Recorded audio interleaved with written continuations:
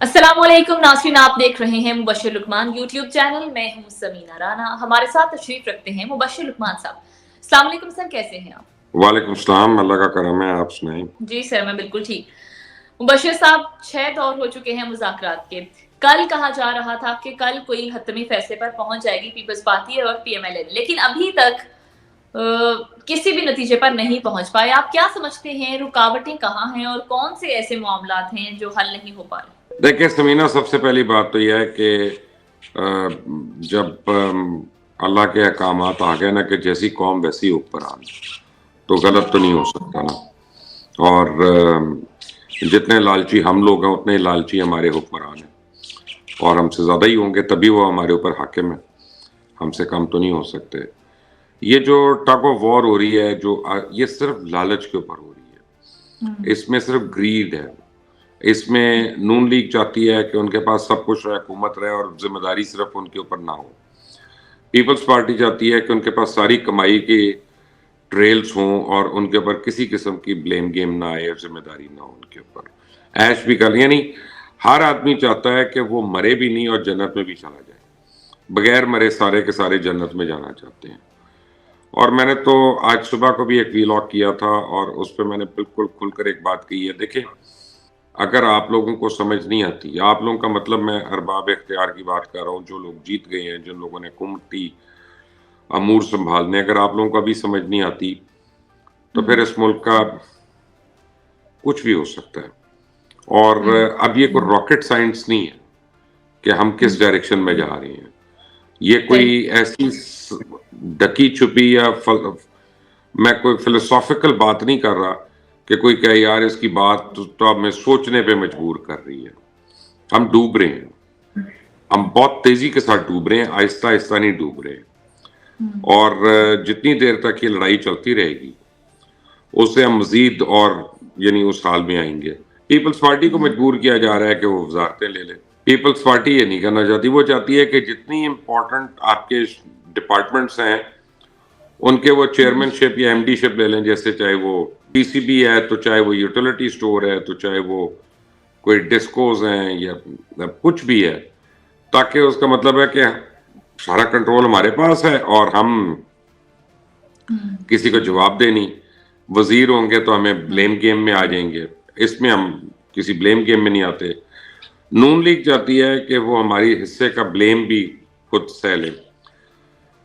اور یہ کبھی تک تصفیہ نہیں ہوگا جب تک یا تو میاں نواز شریف اور آصف زرداری نہیں ملیں گے، یا ان کی ٹیم کے جو آرزو کرنے والے لوگ ہیں نا ان کو نہ بدلا جائے.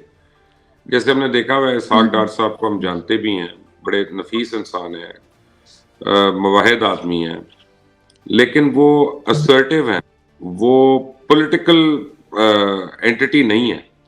سینیٹر ہونا کو پولیٹیشین تو نہیں ہوتا نا، سینیٹر تو ٹیکنوکریٹ بھی ہوتا ہے. وہ جو ہے نا وہ کسی کی بات نہیں مانتے ڈار صاحب جو ہیں.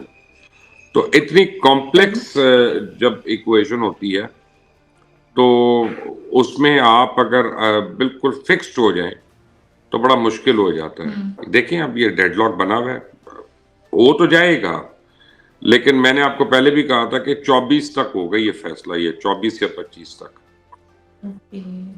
رائٹ چلیں، 24-25 بھی دور نہیں ہے. مبشر صاحب، سننے میں آ رہا ہے کہ کاکڑ کے فارمولے پر بھی غور کیا جا رہا ہے، جس کے مطابق جو صوبے ہیں وہ سیاسی جماعتوں کے پاس رہیں اور وفاق ٹیکنوکریٹس کے پاس رہے. آپ کے پاس اس حوالے سے کوئی خبر ہے سر؟ دیکھیں، بات یہ ہے کہ اس فارمولے پہ آج سے نہیں کام ہو رہا ہے، اس پہ بہت عرصے سے کام ہو رہا ہے. اور کچھ لوگ اس کو کوئی کہتے ہیں، کچھ لوگ اس کو جنرل سی سی فارمولا کہتے ہیں جو ایجپٹ میں بھی ہوا تھا، کچھ لوگ اس کو بنگلہ دیش اسٹائل فارمولا کہتے ہیں. لیکن fact of the matter is کہ اگر آپ ٹیکنوکریٹس کی صرف گورنمنٹ ہوگی جس کی ریپرزنٹیشن نہیں ہوگی عوام کے اندر، تو آپ جب مالیاتی اداروں سے ڈیل کرنے جائیں گے، آئی ایم ایف سے یا ورلڈ بینک سے یا ایشین ڈیولپمنٹ بینک سے، تو وہاں آپ کو بہت ریزسٹنس کا سامنا ہوگا، کیونکہ ان کو پتا ہے کہ جو بھی آپ کا ڈیسیجن ہے وہ ضروری نہیں کہ عوام اس کو مان لے. تو یہ مجھے لگتا ہے کہ اس وقت، یعنی یہ کسی اور سٹیج پر تو شاید یہ قابل قبول ہوتا، لیکن اس وقت یہ کوئی قابل قبول نہیں ہے. دوسرا یہ کہ ہر ایک کا آن بورڈ ہونا ضروری ہے جب آپ اس طرح کا فارمولا دیتے ہیں ٹیکنوکریٹس کا یا نیشنل گورنمنٹ کا اگر آپ دیتے ہیں. تو اس میں آپ دیکھیں پی ٹی آئی تو نہیں ایگری کرے گی سب سے پہلے، اور اس کے جو لائک مائنڈیڈ لوگ ہیں وہ بھی ایگری نہیں کریں گے. تو پھر وہ جو بھی ہوگا حکومت میں، پھر چاہے وہ آپ کو بنا دیں، مجھے بنا دیں، کسی بھی ٹیکنوکریٹ کو بنا دیں، وہ صرف باہر سے پیسے ہی مانگنے جائے گا اور صوبوں کو دیتا رہے گا. پھر صوبوں کے اوپر این ایف سی ایوارڈ کے اوپر لڑائی ہوتی رہنی ہے، ڈسٹریبیوشن کے اوپر لڑائی ہونی ہے. اور جب سے 18ویں ترمیم آئی ہے ہمارے ملک کو اس کے بہت زیادہ نقصانات اٹھانے پڑے ہیں. اور اب صوبے جو ہیں وہ وفاق کے انڈر نہیں آتے، وفاق کو کنٹریبیوٹ نہیں کرتے، اور وفاق جو ہے وہ صرف صوبوں کے لیے مانگنے تانگنے کے لیے رہ گیا. تو بڑا ہی عجیب سا فارمولا ہے. آئی don't think it can work out. Kakar صاحب کی اپنی خواہش تو ہو سکتی ہے کہ وہ ٹیکنوکریٹ کے طور پہ قابل قبول ہو جائیں اور وہ ان کو ہی دے دیں، یا ان کی کابینہ میں اور لوگوں کی خواہش ہو سکتی ہے، لیکن I don't think it's an acceptable formula. Alright. Mubashir صاحب، خبر یہ بھی آ رہی ہے کہ اب ایم کیو ایم نے بھی پی ایم ایل این کو بلیک میل کر کے اپنی من پسند وزارتیں مانگنا شروع کر دی ہیں. کیا آپ نہیں سمجھتے کہ مسلم لیگ نون بری طرح پھنس چکی ہے؟ نہیں، مسلم لیگ نون جو ہے نا اتنی دیر تک پھنسی ہوئی ہے جب تک وہ حکومت بنانا چاہ رہی ہیں. اگر وہ آج فیصلہ کر لیتے کہ انہوں نے حکومت نہیں بنانی تو ان کو پھر کسی قسم کا پریشر لینے کی ضرورت نہیں ہے. لیکن دیکھیں، جب آپ ایم کیو ایم کے بارے میں یہ کہہ رہی ہیں نا کہ انہوں نے بلیک میل کرنا شروع کیا، تو یہ میرا خیال ہے کہ آپ کے الفاظ صحیح نہیں ہیں. یہ چناؤ جو الفاظ کا صحیح نہیں ہے. Let me put it this way. میں کل ایک جگہ پہ تھا، میں آپ کو بالکل کیٹیگوریکلی بتا رہا ہوں، وہاں پہ پاکستان تحریک انصاف کے ٹکٹ پہ جیتنے والے 2 لوگ آئے ہوئے تھے، اور وہ آ کے کہہ رہے تھے کہ یار ہمیں کوئی دلوا دو تو دلوا دو، ہم ادھر آ جائیں ادھر آ جائیں ادھر آ جائیں. پی ٹی آئی والے کافی لوگ جو ہے نا ادھر ادھر دیکھ رہے ہیں، بکاؤ تو ہے ہم لوگ شروع سے. تو ان کو بلیک میلرز نہیں کہہ رہے ہم نے خاص یہ کراچی کے لیے ایک ٹرم رکھی ہوئی ہے، ایم کیو ایم کے لیے رکھی ہوئی ہے، اردو سپیکنگ کے لیے ٹرم رکھی ہوئی ہے. لیکن اگر ان کی 17 سیٹیں ہیں، اس کے اوپر ان کی ریزرو سیٹیں ہیں، تو اسی تناسب سے ان کا رول بھی بنتا ہے اور اسی تناسب سے ان کی ریپرزنٹیشن بھی بنتی ہے.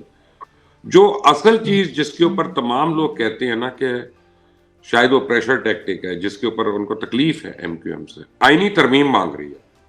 اس آئینی ترمیم میں وہ چاہتی ہے کہ بلدیات کے جو بلدیاتی نظام ہے اس کے لیے کوئی افیکٹو یعنی ترمیم ہو جس کے تحت اس کو طاقتور بنایا جا سکے. اب بات یہ کہ اس سے زیادہ لیجٹمیٹ اور پاکستان کے حق میں ڈیمانڈ ہو نہیں سکتی، کیونکہ آپ کا آئین یہ کہتا ہے، آپ کا کانسٹیٹیوشن یہ کہتا ہے کہ بلدیات کے بغیر آپ کی جمہوریت نامکمل ہے.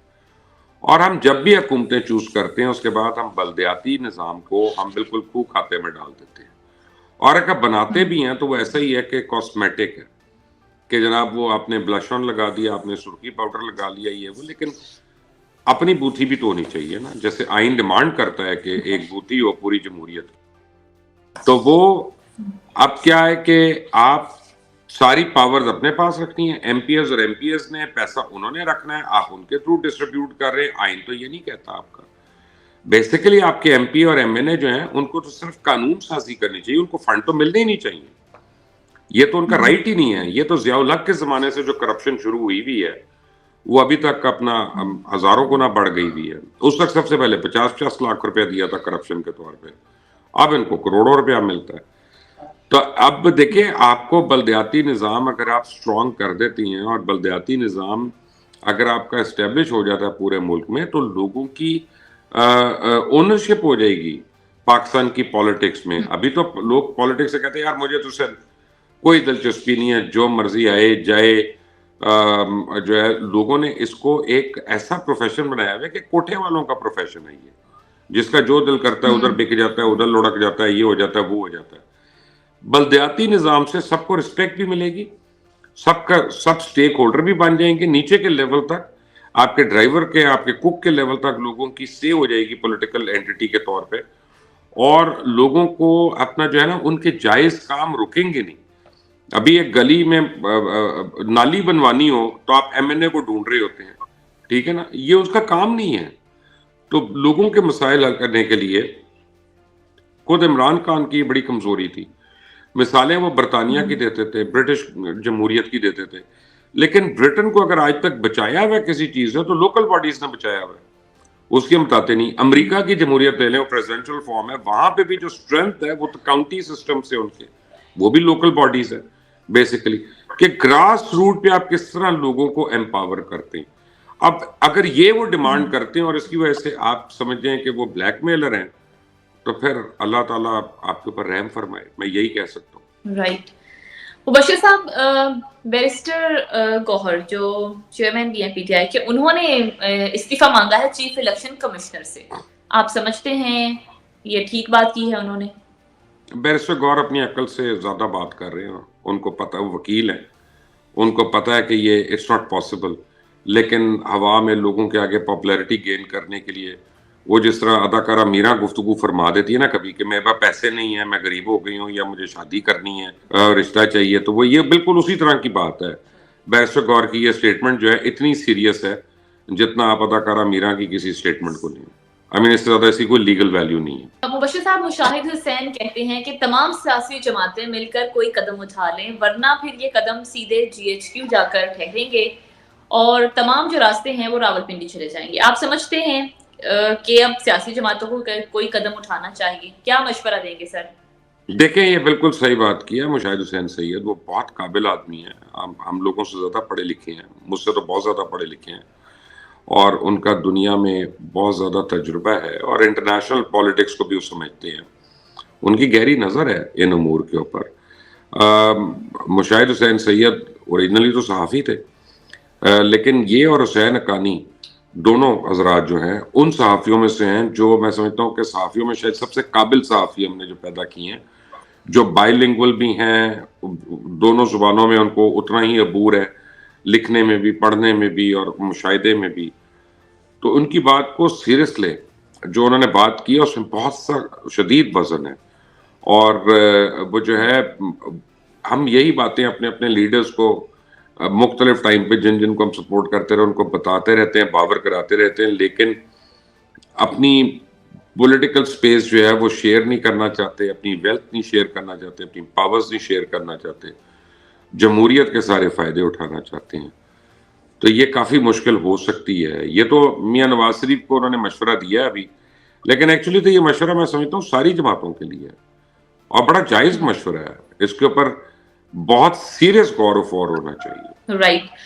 مبشر صاحب, لاسٹ کوسچن میرا آپ سے. پچھلے 4 دن سے ٹویٹر نہیں چل رہا پاکستان میں, اور اس کے علاوہ دیگر ایپس ہیں جو کہ ٹھیک طرح سے کام نہیں کر رہے, انٹرنیٹ بھی کوئی بہت اچھی سپیڈ میں نہیں چل رہا, اور علی محمد خان نے اس کو عدالت میں چیلنج کرنے کا اعلان کیا ہے.